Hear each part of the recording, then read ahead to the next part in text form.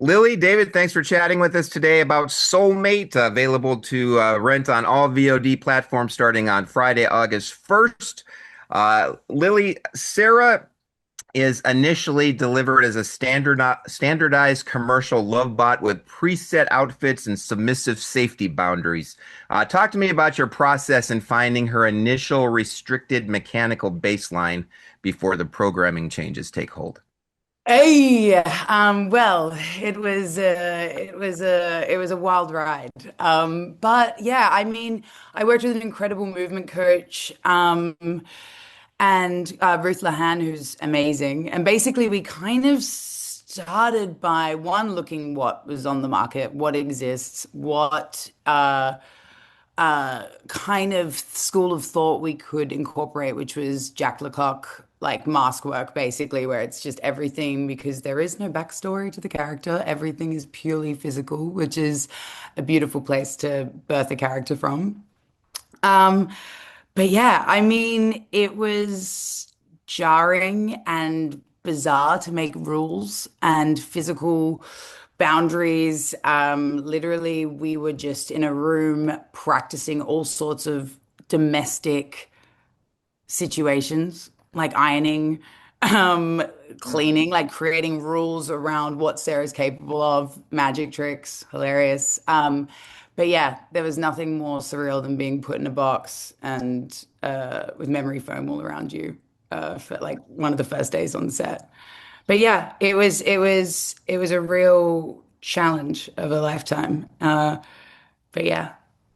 A lot of times in horror movies, it's all about the jump scare or the screaming, parts of the movie. Uh, in Soulmate, it's a little different, right? Sometimes there's a lot of dread coming just from the silence and from you, your character Sarah, just in her sleep mode, just staring.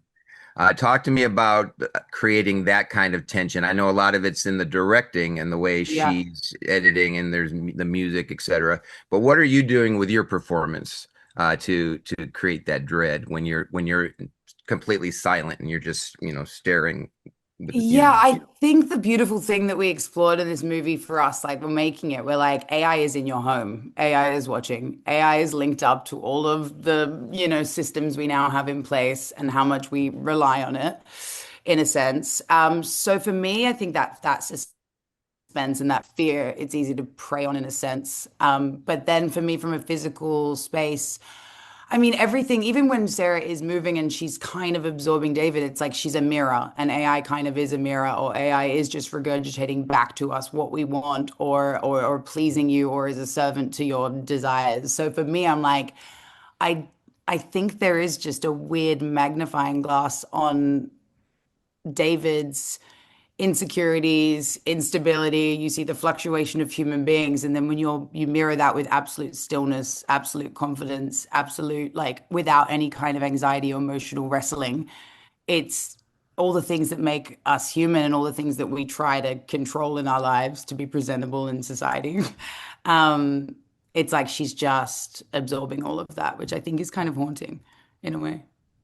David, you've done incredible work playing characters with tight ethical boundaries like Arthur Sylvia on Alien Earth. In Soulmate, your character completely shatters those boundaries, right?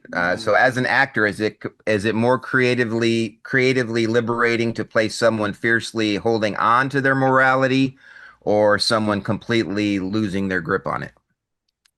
Yeah, it's fun to do a yin and yang. It's the same kind of year actually. It's like kind of like a guy who was Arthur was all about the rules, and then David is so broken and lonely that he's like, I'm ready to throw it all to the wind. And that's always so fun to do. Play people who make bad decisions, but to ground them in rational emotional choices is like the most fun. I think I love to break bad, and I think that David, yeah, we didn't want to judge him, and like he makes bad choices, but a lot of people are doing that right now. A lot of people are addicted to algorithms, and for us the story was like about the secrets that you and your computer have together, not just like this AI bot, but like it could be about porn or gambling or social media, like all of that. It's that there's people are having secret lives with algorithms, and what if the rest of the world found out about it?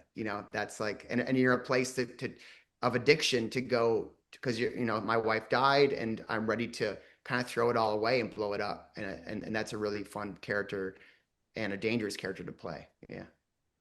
For each of you, I'm wondering if you could talk to me about what your biggest challenge was in making Soulmate, and then on the opposite end of the spectrum, what was maybe your biggest surprise, something that were maybe dreading going into the day, shooting this scene or this moment, but then when it was all done, you're like, oh, this worked out a lot better than I thought it was going. This is my favorite day of the shoot. Yeah. We'll start with David.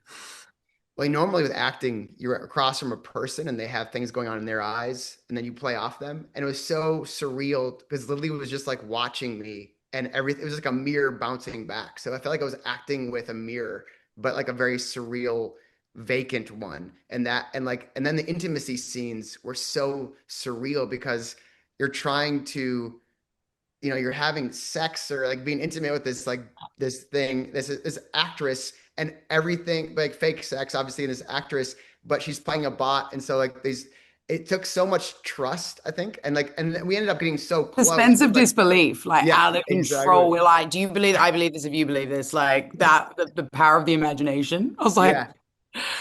Yeah, and having like an intimacy coordinator, this woman Elle, she did Baby Reindeer, and she was mm, amazing. And she was like, "Okay, you're having sex with this bot. It's like a big fleshlight, like, and like talking about it without shit. Like it's like the conversations on the no set were shame. so, and you felt like I felt shame as David, and also playing David, which was like there were so many levels of like surreal craziness. But that was I think that was the hardest, but also ended up being the most playful and allowed us to go deeper because we ended up trusting each other so much and we become very close friends, which happens a lot. But like this was Lily is a very close friend, but that only happens if you like go through something that's like this vulnerable together.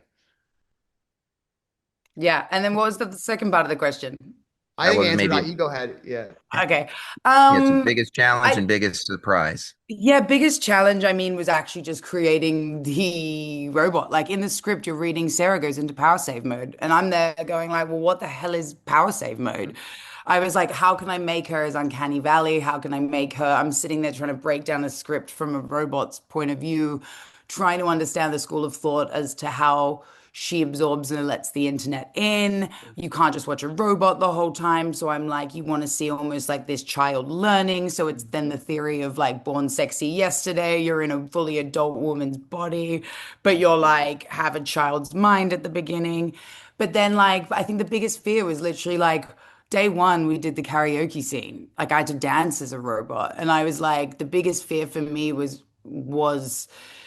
walking onto that set and being able to show up and pretend to be a robot in front of everyone was quite, and you're the only one, it's you're not in a show where like there's a group of you that are this species or whatever. Like it was just like I think the biggest challenge I thought was going to be was and then actually ended up being the part that was so surprising was how your imagination and how much your suspense of disbelief when you work with amazing collaborators from all departments. You work with someone like David, where we're like, yes, talking about the sex scenes where you're like, okay, there's shame laced in here. You're like, I need to seem like this, you know, this idea that a transactional love and intimacy that people are lacking now through the digital age. So you're like you're trying to put all this through it, so you're just like, yeah, it ended up being a wild ride of like your child imagination. You can kind of create anything. It kind of changed the way I approach acting now. I mean, if you can imagine that, I feel like I can imagine being a mother with 3 kids. I'm wondering if working on the film has changed the way that you both view technology. Do you look at your smartphone a little differently? Do you look at your home uh, security system a little differently? And then also, if you both personally had a real life soulmate companion robot, what is the number one daily task or chore that you would program them to handle for you? No, that's fine. I think a lot about what AI is doing to my brain and these algorithms, and I've noticed my attention span's gotten shorter. I feel like, just how much I am present with my people around me. So I really tried to become healthier in general with technology and taking a step back and having days where I don't look at it and seeing how my brain reacts to that. so yeah, and this movie definitely doing that plus Arthur Sylvia and Alien, like I've thought a lot about technology and I see it in my own life. And then I would think I'm over the dishes, so that would be fun to have somebody do the dishes. I think that'd be my number one, which I think is really hard to do. I think because the dishes are so, it's funny, like they can do Yeah. all these like critical thinking skills, but it can't do, like that's like one of the hardest things is to do a dish, apparently. If you look at robotics, it's like really difficult to figure that out. For me, playing AI, which is hilarious to make an AI film that is very lacks a lot of AI. You're like, it's literally so handcrafted, and to probably be one of the last, people to actually play it physically. Um, but I mean, I think for me, the regurgitation of information, you're like in a way that even being Sarah, this artificial version of femininity, it's like you just see how much all of these old like Hollywood tropes of like what being a woman looks like. It's like and representation of women in film and just weird pressures. So it was just like feeling like that AI is just an intense washing machine of the inconsistency of human thought. If that answers it. And then yeah, I would definitely like my cup of tea in the morning in bed. Awesome. And I, Well, we are sadly out of time. It's such an amazing movie. You can catch David and Lily in Soulmates on VOD platform starting on August 1st.